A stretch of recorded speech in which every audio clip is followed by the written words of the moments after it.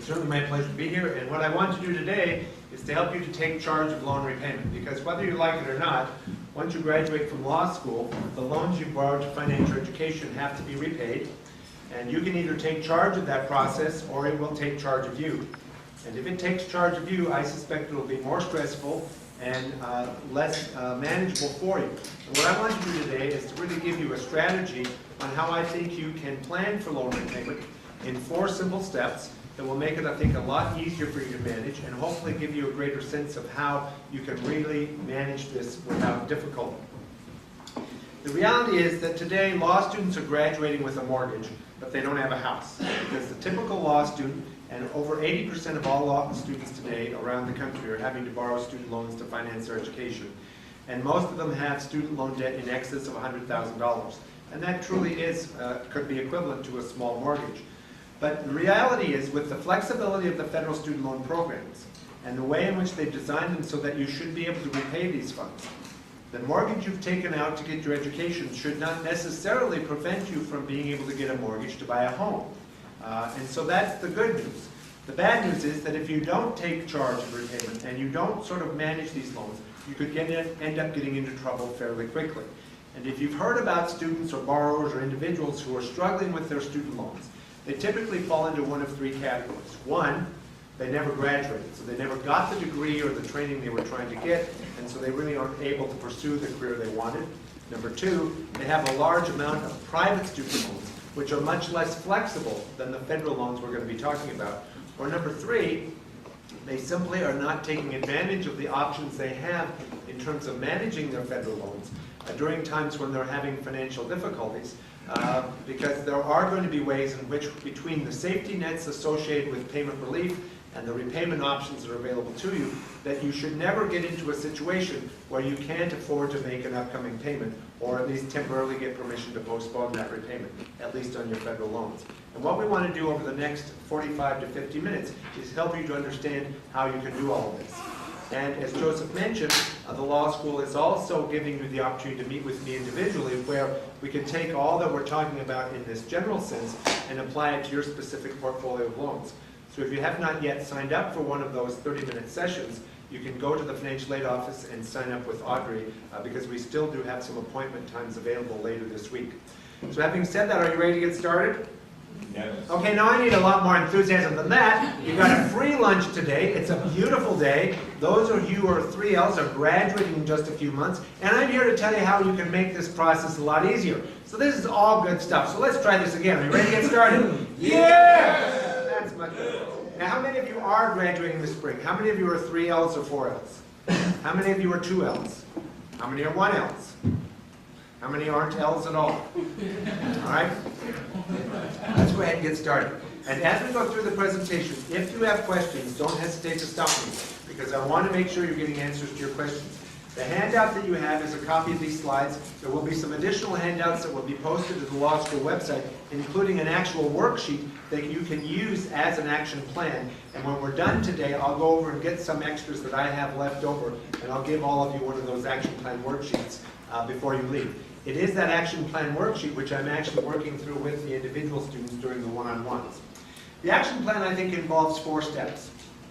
First of all, you want to take stock of your portfolio of loans. You know, federal student loans are not like any other form of credit you've ever had before or will ever have again. And the first way in which they're different is that normally when you're buying something with a loan, you buy that item with a single loan. In this case, though, you've bought your education, but you have multiple loans, and those loans may have different terms and conditions. So you truly do have a portfolio of loans, and you may choose to repay that portfolio of loans in somewhat different ways, and we'll talk about why that might be the case. And so it's important to understand how their loans differ one from another. The second step is that you need to determine when repayment will begin. And again, this is where having multiple loans may cause you to have the loans entering repayment at different points in time. And if you're not aware of when the loans are going to be entering repayment, you may not be prepared to take the action necessary to either start making payments or to further postpone repayment if you need to. And again, that's an example of where if you're not taking charge, you may find you start to get into trouble. The third step is to select the payment plan that you want. This is another example of where federal student loans are not like other forms of credit. For what other kinds of credit do you know of? you actually get the choice of how much you get to pay per month. There isn't any. I mean, with your credit cards, with a car loan, with a mortgage, your lender tells you, this is how much you have to pay. You can always pay more, but you've got to pay that minimum. There is no choice. But with federal student loans, you're going to have a choice of up to 6 different payment plans, 3 of which are going to base your monthly payment on a percentage of your income, not on the amount of debt that you've accrued. And so again, that's really designed to provide flexibility. Now you might wonder, why are federal loans so much different from other types of loans? Well, the most important reason why they're so different is because of a fundamental characteristic of federal student loans that is unlike any other. And that is, at the time you borrowed this money, you did not have to prove that you currently, or even in the future, would have the ability to repay these funds. And for all other forms of credit, that's something that you have to be able to demonstrate at the time you're applying for the loan. Because if you can't show that you can currently afford to repay that loan, you're not going to get it. But if we made that a requirement on student loans, we would have to know 2 things. One, we'd have to know how much in total were you going to borrow. And that we wouldn't know because you're going to be borrowing over multiple years. Secondly, we'd have to know what your income is going to be. And that we also can't know. And so there's no way we can even do the calculation. And yet if we made that a requirement, you wouldn't be able to get the loans, so you wouldn't be able to get your education. But if we don't at some point introduce ability to pay into the process, it could be the case that you end up owing more money than you can afford to repay. And if we didn't have the new income-driven repayment plans, income contingent repayment, income-based repayment, and the newest version, pay as you earn, then it very likely could be the case that you would have borrowed more money than you could afford to repay, and you'd be having a lot of financial difficulties. But because of those new options, it makes it a lot easier. But that's why we have choice associated with how much you have to pay. It's because we're trying to make sure that regardless of how much you've had to borrow, and regardless of what job you've chosen and the income you're earning, it should still be able to all match up in a way that you can afford to repay your loans and still afford to accomplish other financial goals, given whatever your income would be. But then finally, you also want to be prepared for contingencies. What if, once you enter repayment, you can't afford to start making payments? Or what if you want to refinance these loans? What if there's a reason you might want to consolidate? We're going to talk about those in the final step. So let's begin with the first step of taking stock of your loan portfolio. And what I think you need to know for each of these loans is what type of loan is it? What is the interest rate? How much do you owe? And who do you owe the money to? And the best way to get this information is from a database that's been created by the Department of Education called the National Student Loan Data System, or NSLDS. Because this is a database that the department has created that's going to list all of the federal loans you've ever borrowed, even if some of them have already been repaid or refinanced. And this is important because if you borrowed loans prior to coming to law school, it's very possible that you have loans from different types of programs, and so without this database, you couldn't see where all of your loans were listed together. And by entering your social security number, the first 2 letters of your last name, your birth date, and the PIN that was assigned to you when you completed the FAFSA, you can access this database. So we're actually going to try to do it right now.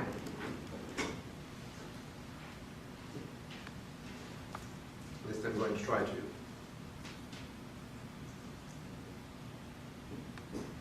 And the website is nslds.ed.gov.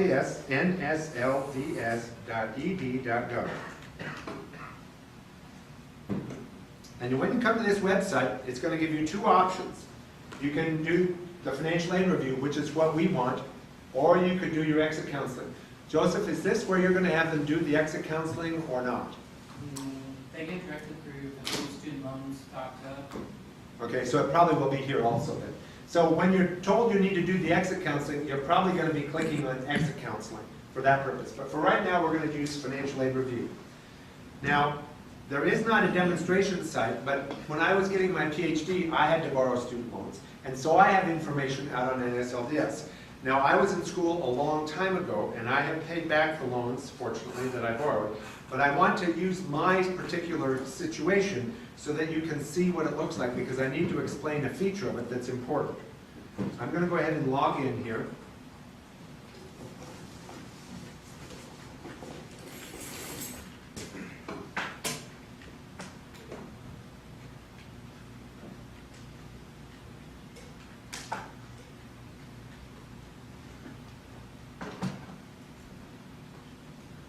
All right, so this is my loan history. Now, I didn't have to borrow very much because I was a fully funded PhD student.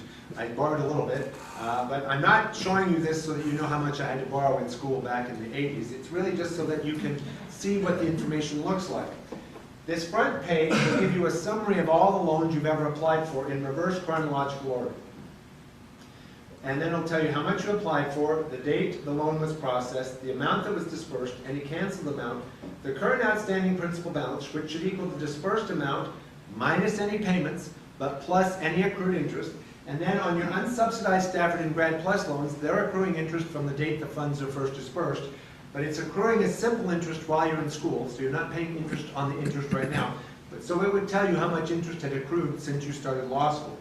Then it would give you totals. But you'll also notice here it says you can click on the number in the first column to see the details. And so I want to illustrate that because it's in the details that you get some additional information.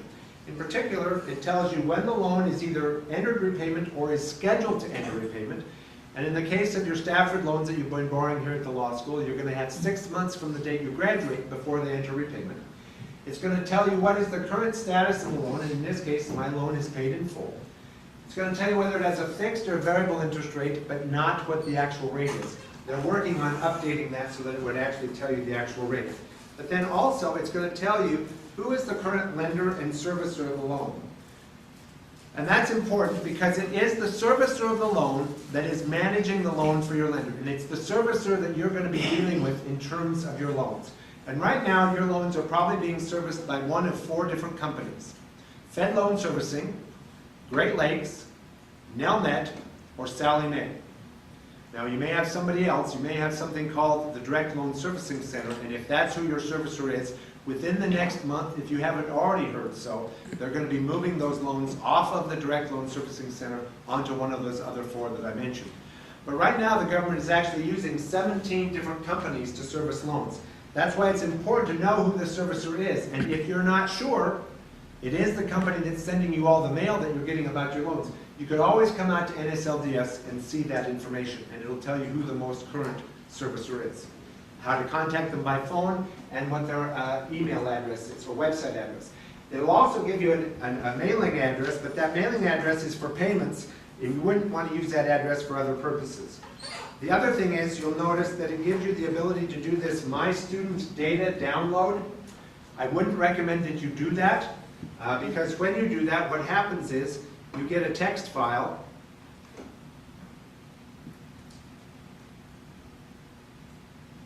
that looks like this.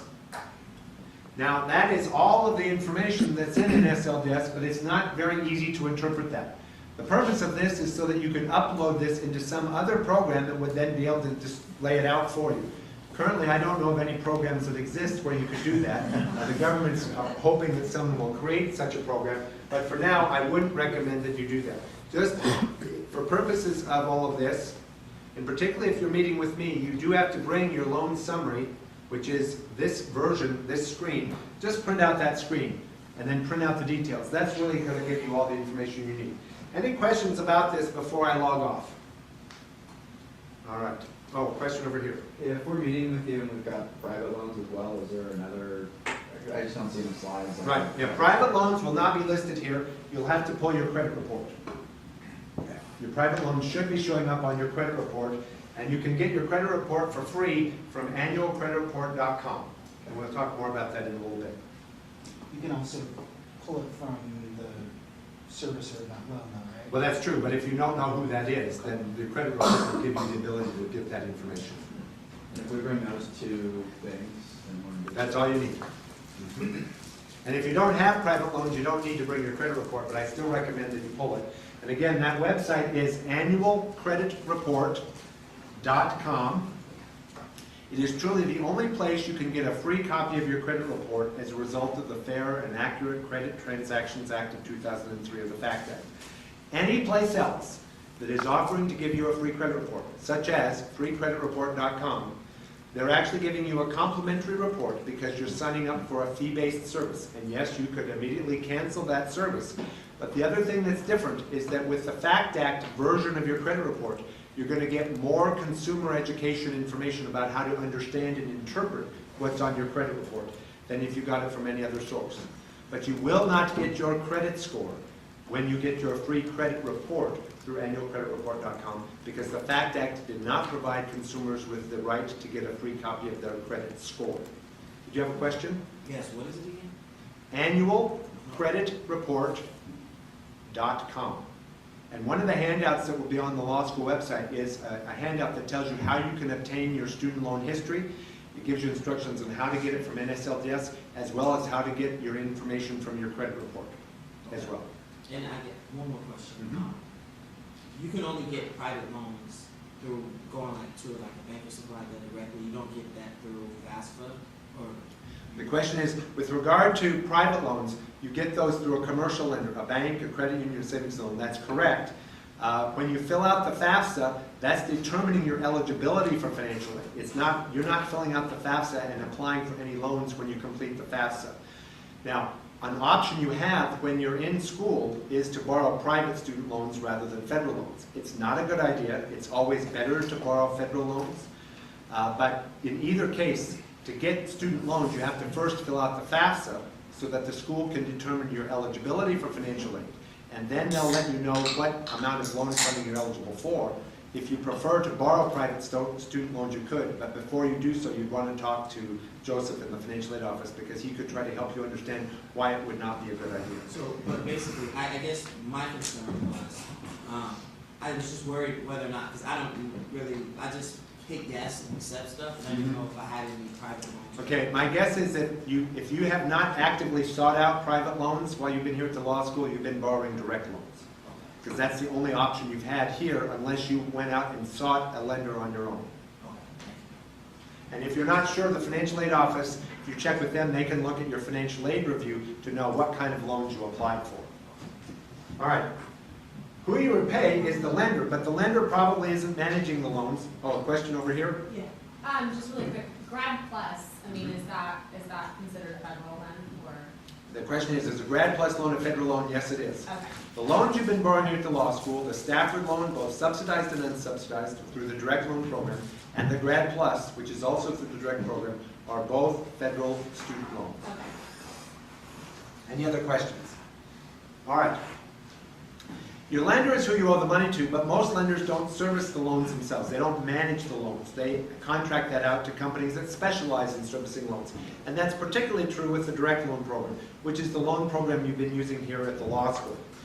And so you're going to be working with a third party called the servicer. And that's why it's so important that you know how to access NSLDS, because if you're not sure who the servicer is, then the best way to find out is to go look on NSLDS.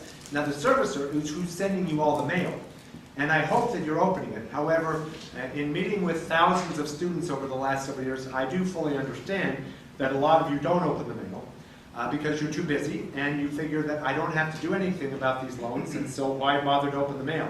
Well, you do need to open it because sometimes your lender makes a mistake.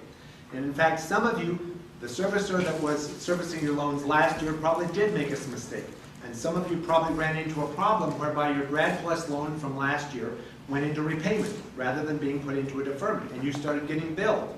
And if you didn't take care of that problem, when you went to apply for a Grad Plus loan this fall, you weren't eligible because you were now more than 90 days past due on that Grad Plus loan that you didn't even think you were supposed to be repaying.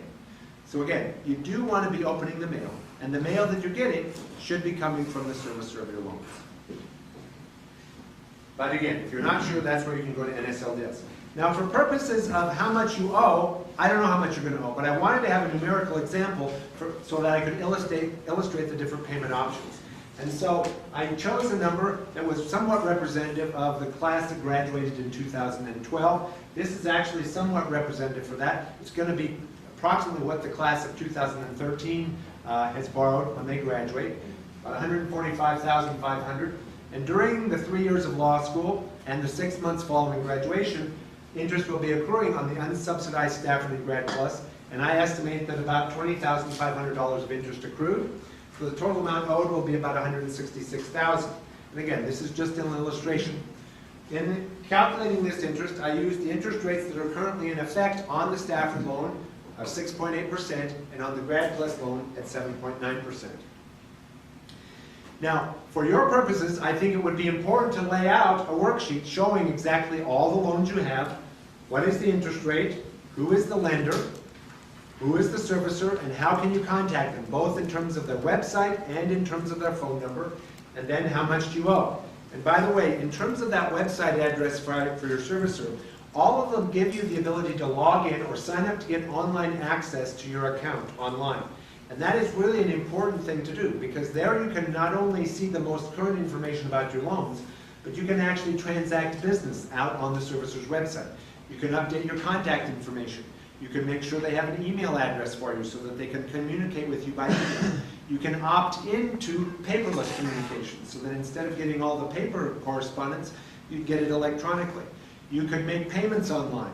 You can request forbearances and deferments online. You can see the current balance and get estimates of the monthly payments online and so forth.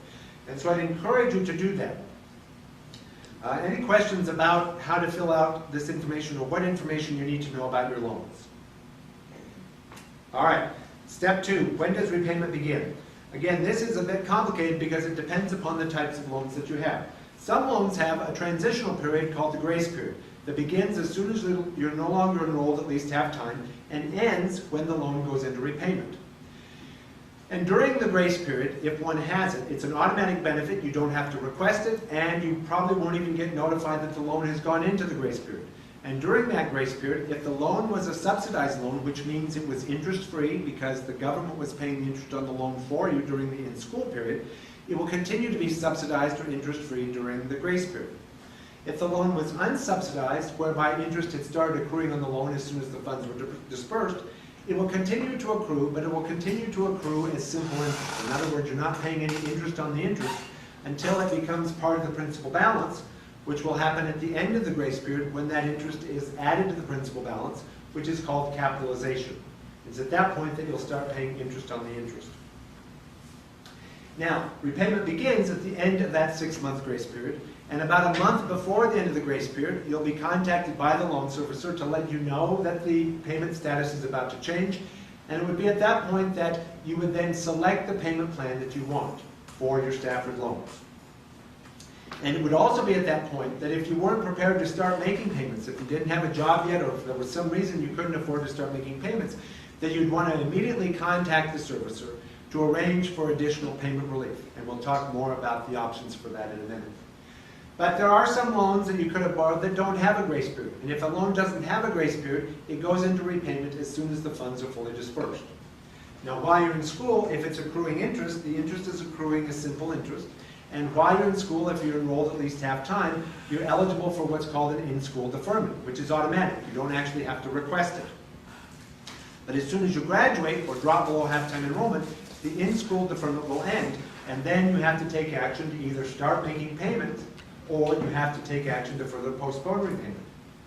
Now, the loans that have a grace period are your Stafford and Perkins loans. Also, if you have private student loans that maybe you borrowed prior to coming to the law school, they may also and may likely have a grace period. And you'll have to contact the lender to find out the length of the grace period on private loans. In the case of the Stafford loan, it's 6 months. In the case of Perkins loans, which you may have had Perkins loans prior to coming to the law school, they have a grace period of 9 months. But you also probably have some loans that don't have a grace period. In particular, the Grad Plus loan. That loan, the plus stands for Parent Loan for Undergraduate Students. This loan was never intended as a loan for students. It was intended that parents would borrow this loan to help pay for their children's undergraduate education. And since parents were borrowing the funds, it was assumed that they were working and they could start paying the loan back as soon as they got access to the funds. Well, in 2006, graduate and professional students became eligible to start borrowing the Grad Plus loan so that they wouldn't have to borrow private student loans. And that was a good change. But then Congress did not, at the same time, create a grace period. Well, while you're in school enrolled at least half time, for a loan that doesn't have a grace period, you're at least getting an in-school deferment. But once the in-school deferment ends, then that loan's going to go back into repayment. And Congress recognized that this was a problem with regard to Grad Plus loans because they recognized that it was a student who had borrowed the loan and that their Stafford loans were going to have a grace period. So it would be nice if they also had a transitional period on the Grad Plus loan. And so for any Grad Plus loans that were first dispersed on or after July 1st of 2008, which would be true for any Grad Plus loans you borrowed here at the law school, they now have what's called an automatic 6-month post-enrollment deferment, which your servicer may even call the plus grace period. It's technically a deferment, though, not a grace period, but it is automatic. You shouldn't have to request it. The purpose of it is to allow you to align the start of repayment of your Grad Plus loans with that of your Stafford loans. Now, prior to the start of that deferment, though, the loan will be going back into repayment. So you may get communications from the servicer letting you know that the in-school deferment has ended before you get notified that this post-enrollment deferment has been applied. You just want to make sure that you don't start getting bills expecting you to make payments. And it's possible that the servicer will capitalize any interest that's accrued at the end of the in-school deferment before you start this deferment, or they may not capitalize it until the end of this 6-month post-enrollment deferment. And if you're not sure, you'd have to contact your servicer to find out which of those two that they would do.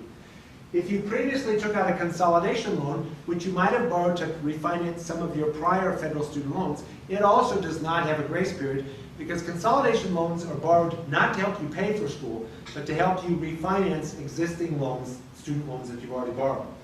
And so it also is in an in-school deferment right now, but as soon as you graduate, it's going to go back into repayment. And it does not have this automatic post-enrollment deferment. So that's a loan that you would have to take action to postpone repaying as soon as you graduate if you can't afford to start paying it. Also be aware that if you have Stafford or Perkins loans that you borrowed prior to coming to the law school, and you were out of school for a long enough period of time such that you used up the grace period on those loans, then right now they're in an in-school deferment. But as soon as you graduate, the Stafford loans are going to go back into active repayment. The Perkins loans will actually go into what's called the post-deferment 6-month grace period. Now, if you went right from undergrad into law school, or if you were not out of school long enough to use up the grace period, then you still have the full grace period on those loans from a prior degree program. So the bottom line is that once the loans go in repayment, you have to either start making payments or you have to take action to further postpone repayment. You have to do something. And in terms of postponing repayment, the options you're going to have are going to be deferment, forbearance, or perhaps going into a payment plan, because, for example, with the income-based and pay-as-you-earn repayment plan, if you have no income, your monthly payment under those payment plans would be $0 per month. So it might give you the payment relief you want, plus it would give you some added interest subsidy benefits that we'll talk about in a minute. But in either case, if you need to postpone repayment, deferment is always better than a forbearance, because with a deferment, if the loan was subsidized while you're in school, it will continue to be subsidized and interest-free during the deferment. But there are only certain situations in which you qualify for a deferment, and most law students, once they graduate, unless you're going back to school in an LLM program or some other degree program, probably won't qualify for any deferments at that point, but you would be eligible for a forbearance. But with forbearance, interest is accruing regardless of whether it was a subsidized or unsubsidized loan. But what I actually recommend is that you don't ask for something specific. Now what you need to do is, as soon as you realize you're not going to be able to make an upcoming payment that's due, is to contact the current servicer of that loan and explain why you can't afford to make that upcoming payment. Because in explaining why, they can then help you to evaluate which of the available options at that point in time will give you the payment relief you need, but with the least amount of added interest expense. So I'm thinking of a hypothetical, and then I'm also thinking of the worst case scenario as well. So what if you get out of law school and 6 months later or 9 months later you don't have a job? Could you enroll in like a community college and get a deferment and then not have to make payments on your loans? The question is, let's suppose you graduate from law school, you go through the grace period, and you still are not in a position where you have employment and can't afford to start making payments. Could you enroll in a community college so that you could get an in-school deferment? Well, you'd have to be enrolling for a degree or certificate.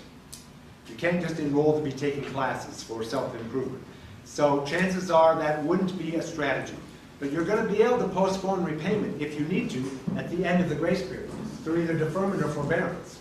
But you're also going to be able to choose another option, which is you can actually start repaying the loans, because one of the payment options, if you have no income, would give you a $0 monthly payment. And it would give you the same degree of interest subsidy as you would get with the deferment. So no, I wouldn't recommend the strategy that you suggested. However, if you were doing an LLM, that might be a different story. All right? Now, again, because the deferment options could change over time and the degree to which the servicer is willing to be flexible is something you can't anticipate. And I'll give you a brief illustration.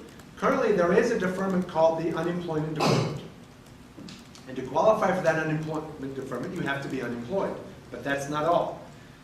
You also have to either be receiving unemployment benefits, which as a recent law school graduate, you wouldn't be eligible for that. Or you have to be actively seeking a job of any type, and you have to be registered with an employment agency. Now, career services here at the law school is not considered an employment agency, nor is Monster.com or CareerBuilder.com. Although I've heard of situations where the servicer has told the borrower, if you submit your resume to Monster.com and start applying for jobs, we'll consider that you're registered with an employment agency. The Department of Education has said, no, that is not right, but there are still servicers that seem to be doing that. So that's why I'm saying you don't want to second guess what your servicer is going to do. But typically, law students do not qualify for the unemployment deferment because of the reasons I just mentioned. All right. So just as with having a worksheet that lays out all of your loans and the terms of those loans, you also probably want to create a timeline. Now, if you only have loans that you've borrowed here in law school, and you only have Stafford and Grad Plus, then it's probably less important because you know that the loans are going to enter repayment 6 months after you graduate. So for those of you graduating this spring on May 18th, they will enter repayment on November 19th. The first payment will not be due on that date, but it will be due within the first 30 to 45 days, and at least a month before November 19th, so by the middle of October, you should have heard from the servicer letting you know that repayment's about to begin, and it's now time for you to select the payment plan that you want, because if you don't select the payment plan, it does not mean that repayment does not begin. It will begin, and you'll be put on the standard repayment plan, which likely would be an option that you couldn't afford. And at that point, it's also when you would want to contact the servicer if you're not prepared financially to start having to make payments. But you may have loans that you took out prior to coming to law school that are going to have perhaps a different time schedule. So that's why I'd recommend you filling out a worksheet like this. And again, that handout that will be available on the website that talks about creating your loan history has a worksheet for you built into it that you could use. Any questions about the timing of repayment? All right.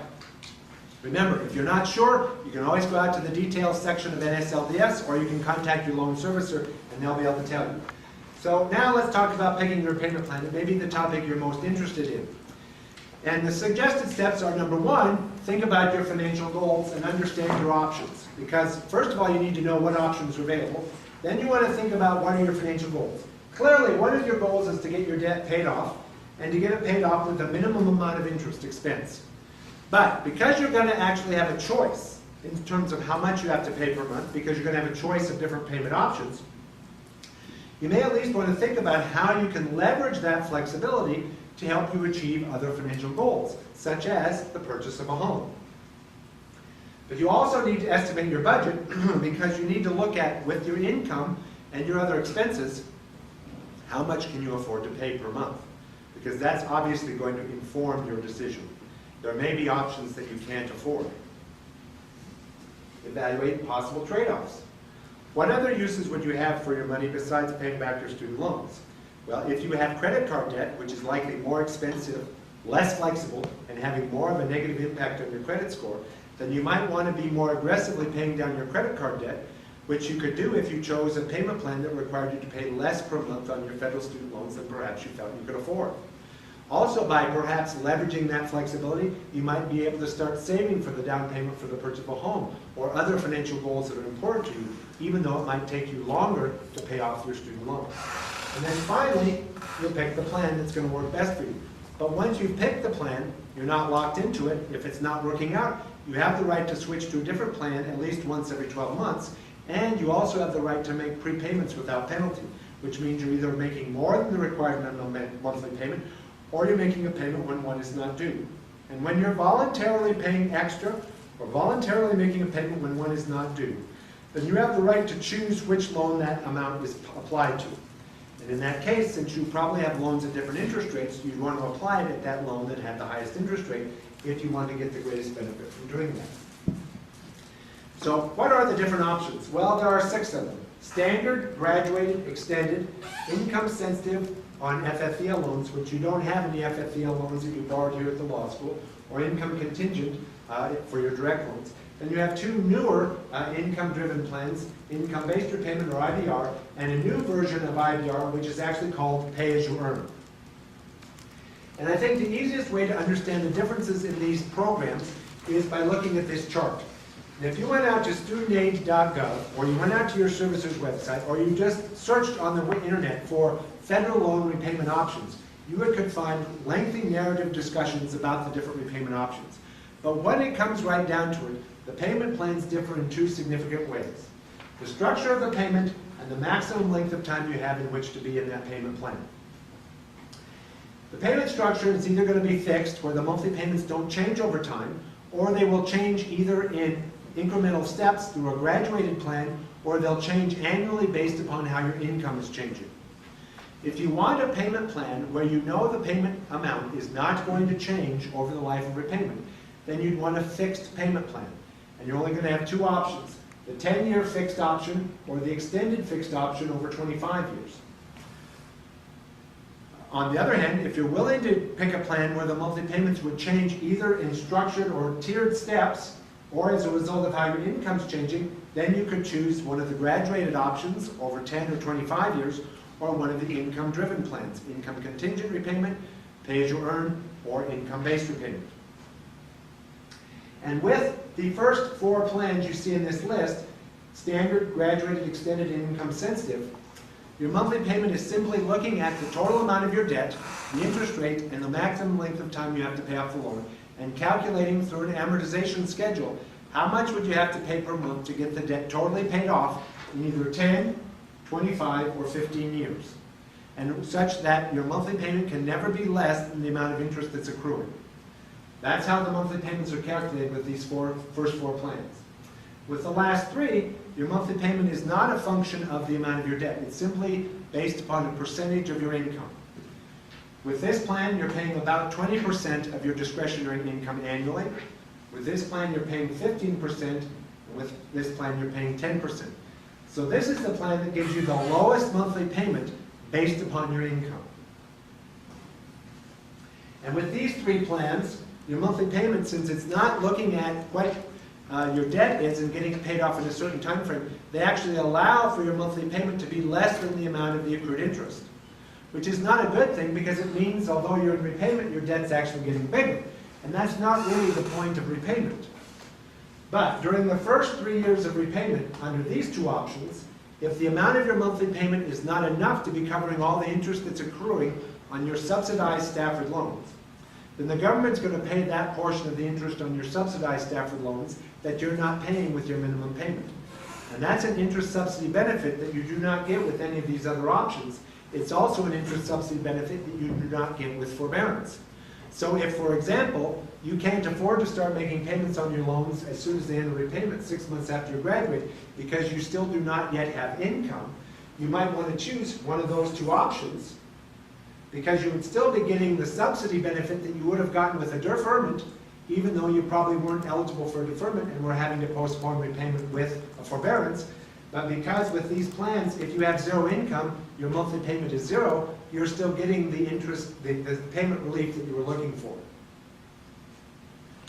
All right, so a better way to understand these plans is to actually look at an example.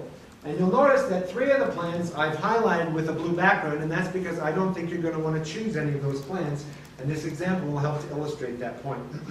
I also did not do a numerical example here for income-sensitive repayment, and that's because you do not have any FFEL loans that you've borrowed here at the law school, so they wouldn't be eligible for income-sensitive repayment. It never was a good payment plan, and most borrowers who wanted to use it weren't actually eligible for it. So you might as well just cross it out. I also think you should cross out the graduated options in ICR, but the example will help to see that. Let's suppose you have $166,000 of debt. It's that same debt figure I used earlier. And let's suppose your starting salary is $75,000.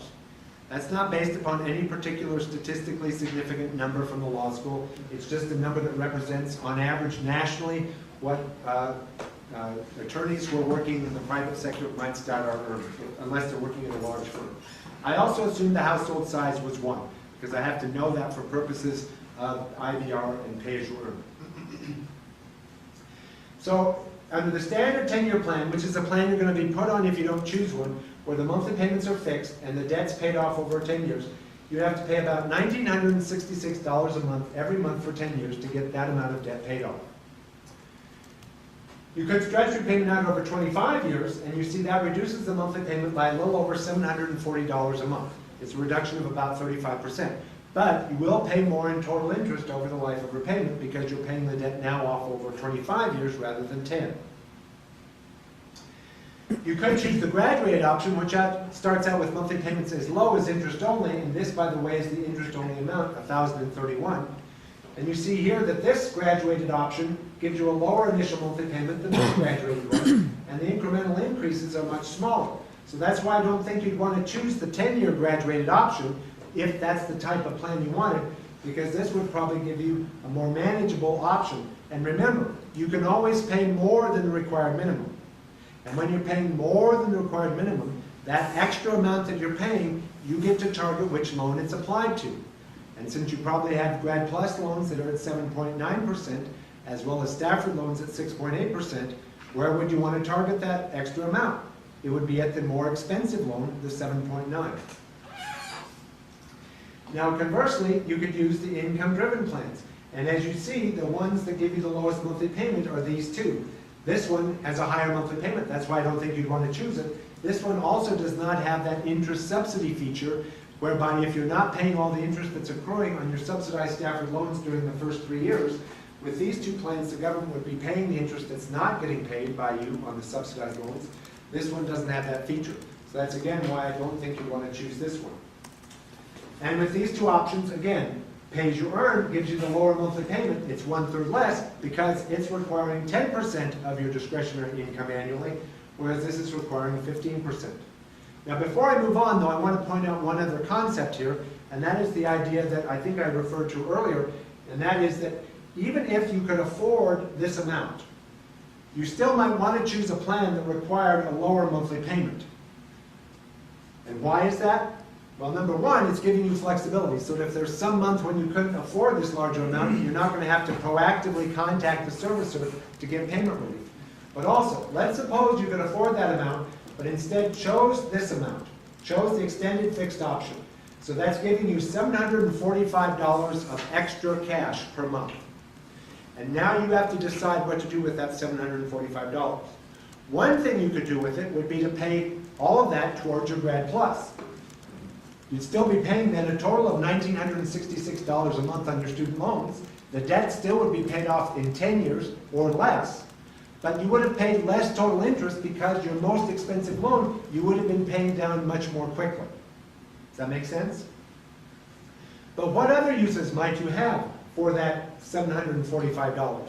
Maybe you have credit card debt, or maybe you have a bar study loan, or some other private student loan, all of which those loans are less flexible, they're likely more expensive, and at least the credit card debt is having more of a negative impact on your credit score. So maybe it would be better than paying down your federal student loans more quickly to be using that extra money to be paying down your other debts more quickly. But also from an opportunity cost standpoint, what else might you want to think about? If you haven't got the money for a down payment for the purchase of a home, maybe you'd want to be saving that money so that you could more quickly buy a home.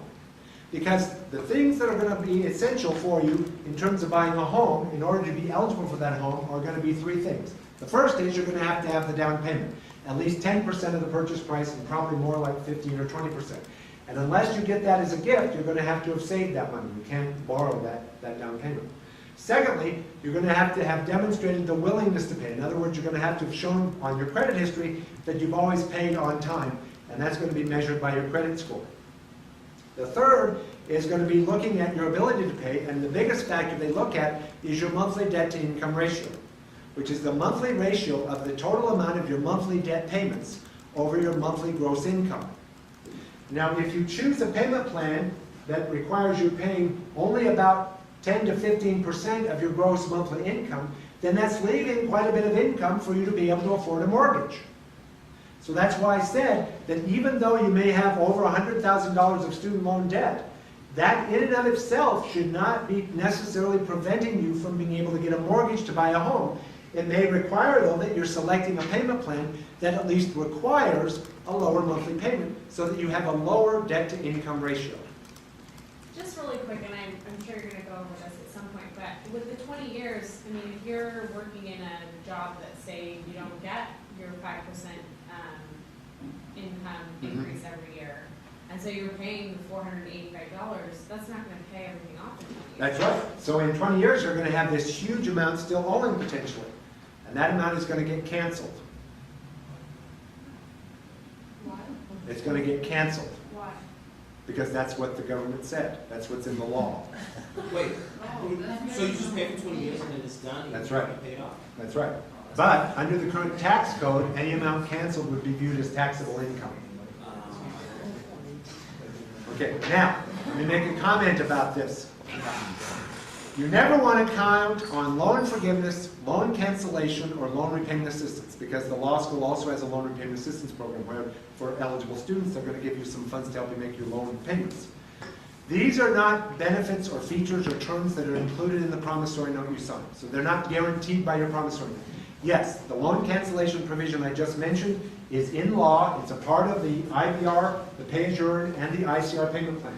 If you still have debt remaining after 25 years of these two and 20 years here, any debt remaining at that point in time under the current terms of that payment plan would be canceled. But Congress could go in and change that. All right? It also is taxable. Congress could change that. And I think they're going to do one of three things. They're either going to change the taxability, they're going to change the cancellation, or they're going to change the way in which another feature of this program works, and that is that once you no longer have a partial financial hardship under these options, because your income has now reached a point where you would be paying more under these options than under the standard plan, then your monthly payment just stops and equals that amount. Well, that doesn't make sense. So I think there could be some changes, and so you want to anticipate that there might be some changes, but at least that's how the current structure of the programs works. So for income contingent, income-based, and pay, Mhm. are those options only available if you consolidate? The question is, are these options only available if you consolidate? The answer is no. For income-based repayment, all of the loans you could have borrowed other than a Perkins loan, even if you have loans that you borrowed from a commercial lender through the FFEL program, are eligible. Only direct loans are eligible for pay-as-you-earn and ICR, but that's the only kind of loans you've been getting here at the law school. You could consolidate your loans you took out prior to law school if they were FFEL or Perkins loans to make that debt eligible for those programs. But you do not need to consolidate necessarily in order to take advantage of these programs. And you do not have to be doing any particular kind of work. For example, a lot of people have heard that you have to use IBR or pay-as-you-earn if you want to get the Public Service Loan Forgiveness Program. And so they've inferred from that that you have to be doing public service to be able to choose those payment plans. And that is not correct. It doesn't matter what you're doing to choose those payment plans, but you would definitely want to use one of these two plans if you were hoping to take advantage of Public Service Loan Forgiveness. Now, we're not going to talk about that program today. If you want to hear more about that program, you can come and hear the presentation about that, which is tomorrow. Same time? No, it's, Well, it's posted outside. Okay, so did that answer your question? How does the household size affect all this income? Okay, let's talk about those plans now in a little bit more detail. Because I'm sure you're interested in hearing more about IBR and pay-as-you-earn, because for many of you, it's likely going to be the payment plan that's most affordable, at least initially. And the people who can benefit from these two payment plans are people who need a more affordable monthly payment. Most likely because they have a high amount of income, debt, relative to their income. And it's also the case that if you're pursuing a career in public service, working with a government agency or a private or a nonprofit, that you'd want to choose these plans. Pay-as-you-earn is a new version of IBR. It's enhanced in that the monthly payments are 1/3 less. In order to be eligible for this, you have to meet some additional eligibility criteria though. And here are the major differences between IBR and pay-as-you-earn. With IBR, both direct and FFEL loans are eligible, whereas with pay-as-you-earn, only direct loans are eligible. And if you're not sure if you have FFEL loans, I can tell you you don't have any if you started here at the law school anytime on or after July 1st of 2010. But again, if you go out to NSLDS and you look on that loan summary screen, if it includes the word direct as part of the name of the loan, then it is a direct loan. If it does not, then it is not. And you'd have to refinance it to make it eligible for pay-as-you-earn. The annual amount paid on IBR is 15%, on pay-as-you-earn it's 10%. Loan cancellation occurs after 25 years with IBR, after 20 years with pay-as-you-earn. But there is one additional set of criteria in order for the borrower to be eligible for pay-as-you-earn. You have to be a new borrower as of October 1st of 2007, which means either you had no federal student loans prior to October 1st of 2007, which if you first started borrowing loans here at the law school, you meet that requirement. But if you do have loans prior to October 1st of 2007, at the time you took out your first loan after October 1st of 2007, any loans that you had prior to that date had to have been fully paid off.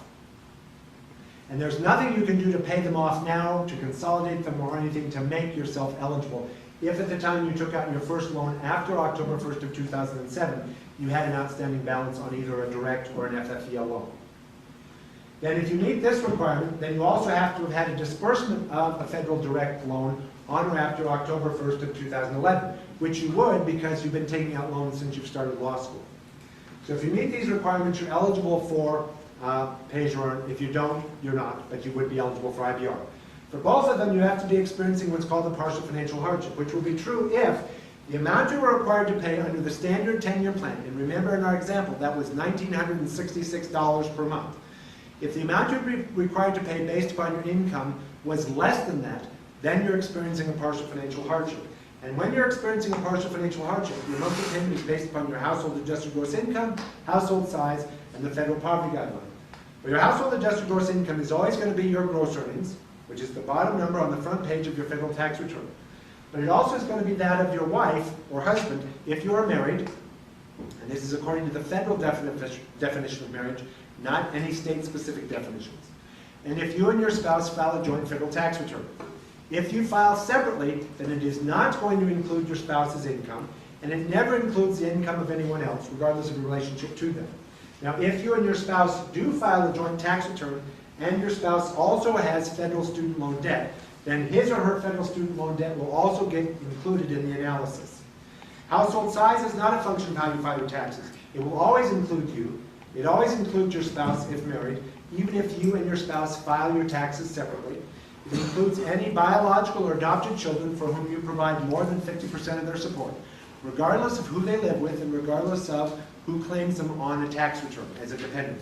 It also includes anyone else residing in your household full-time for whom you provide more than 50% of their support, such as a parent, a sibling, a stepchild, or a domestic partner.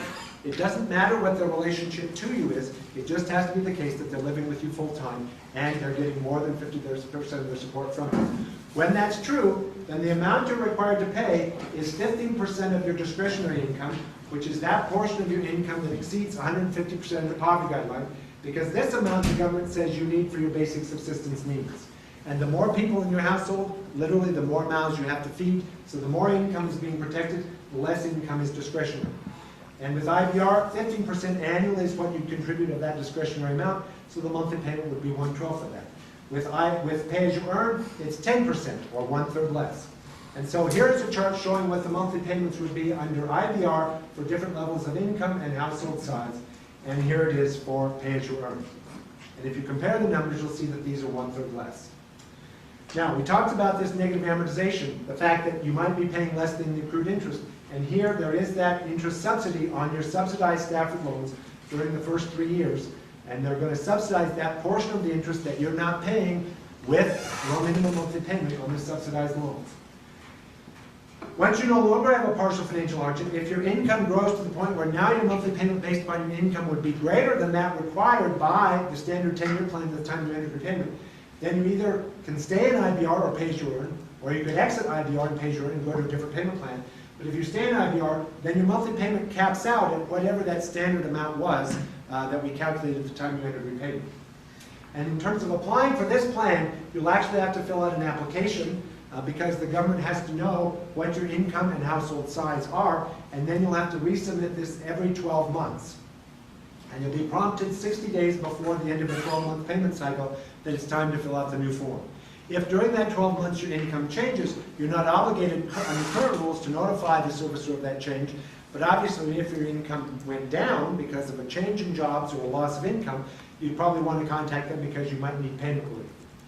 All right, any questions about the payment options? When would you begin that first application if you're graduating in spring 2006? The question is, when you submit the first application for IBR or pay-as-you-earn, it would be probably about a month before your loans enter repayment, and you'll get prompted by the servicer a month or so before they're entered repayment to say that it's time to select the payment plan you want. And after you select the initial one, can you change that at any time, or are you locked in for a certain? No, you have the right to switch. If the question is, can you switch payment plans? And yes, it doesn't matter which payment plan you're on. If once you're on that plan, it's not working out, and you want to switch to a different plan, all you have to do is contact the servicer. They may require you to wait until 12 months have elapsed, but in the interim, they'll probably give you some forbearance to temporarily give you payment relief if you need it. As far as eligibility for those two plans, if you had a loan before 2007 but it was canceled, is that okay? The question is, if you had, in terms of eligibility for pay-as-you-earn, because it's just pay-as-you-earn where it's relevant, if you had a Stafford, a direct or FFEL loan that you applied for before October 1st of 2007, and it was canceled before you took out your first Stafford, your first FFEL or direct loan on or after October 1st of 2007, yes, you would then be eligible. If it was canceled after you took out that loan, which it likely wouldn't have been, then you wouldn't be. All right, so remember, with prepayment, you have the right to prepay on these loans, and I just recommend that you do so on your servicer's website. Preparing for contingencies, we've already talked about that, but remember, you've got to take action. The servicer's not going to know you need the help if you don't ask for it, and rather than asking for something specific, simply just explain what's going on, because in addition to deferment and forbearance, it may simply be the best option is to either get on one of the income-defined payment plans, or to see if they can adjust your monthly payment on the income-defined plans. That may be all the payment relief you need, and that might be a better option than either deferment or forbearance. In terms of consolidation, this is simply where you're taking out a new loan to pay off one or more of your existing loans, which can be confusing because the word consolidate means to combine things. But that's not what we mean in terms of federal consolidation. You're taking out a new loan called the Federal Direct Consolidation Loan to pay off one or more of your eligible federal loans. And unless you've gone to medical school, all of the federal loans you have are eligible to be refinanced. To do so, you would go to loanconsolidation.ed.gov, because there is now only one consolidation program. It's the Direct Consolidation Program, and this is where you would go to apply online once your loans were in race, repayment, deferment, or forbearance. Now, the reasons you might want to consolidate are, one, you have multiple lenders and multiple servicers, so it means you're going to have multiple payments each month, and that's not very convenient. Well, that's not going to be true for the loans you've gotten here to law school. Even though you have multiple loans, they're all direct loans, so they're all going to be serviced by a single servicer, and you're going to get a single combined annotated or itemized monthly billing statement. So you won't have to do it if you only have direct loans. But if you have loans that you took out prior to coming to law school, that are Perkins loans, where the lender is the school you were attending, or you borrowed loans through the FFEL program, and they're still with a commercial lender, then you could have multiple payments, and that may not be very convenient for you. If you paid off those FFEL or Perkins loans with a new direct consolidation loan, since it's a direct loan, it's going to be with the same lender and same servicer as all of your other direct loans, so it's just going to be one of those loans that's listed on that single monthly billing statement. If you have Stafford loans that you borrowed prior to October 1st of 2006, which would have been when you were an undergraduate or in your prior graduate program, those loans had a variable interest rate, and you could lock in the interest rate by consolidating them because the consolidation loan has a fixed interest rate. It's equal to the weighted average of the interest rates of the loans you're consolidating, and then it's rounded up to the nearest eighth of a percent. So you could lock in the rate when it was low. If you only have loans that you've taken out after October 1st of July 1st of 2006, all of your loans already have a fixed rate, so that wouldn't be a reason to refinance. And you don't want to refinance loans if you don't have to, because you're going to end up paying a little bit more interest expense because of the way the interest rate is calculated if you do. If you have FFEL loans that you want to convert into the direct program so that you can make them eligible for the Public Service Loan Forgiveness Program, because only direct loans are eligible for that program, and or you want to repay them using pay-as-you-earn, and only direct loans are eligible for pay-as-you-earn, you'd have to refinance any loans that weren't direct loans. Same goes with Perkins. If you have Grad Plus loans that you borrowed prior to coming to the law school in another graduate program, and you borrow them through the FFEL program, the interest rate on those loans is 8.5%. But the maximum rate allowed on a consolidation loan is 8.25. So So you can actually lower the rate on that particular debt if you consolidated them by themselves. You don't have any of those Grad Plus loans here at the law school because you borrowed through the direct program, and those loans already have a rate lower than the 8.25 cap. Their rate is 7.9. You could reduce your monthly payment by extending repayment out over 30 years with a consolidation loan, but the repayment would still have to be equal to the accrued interest, and you don't have to refinance in order to get one of the income-driven payment plans.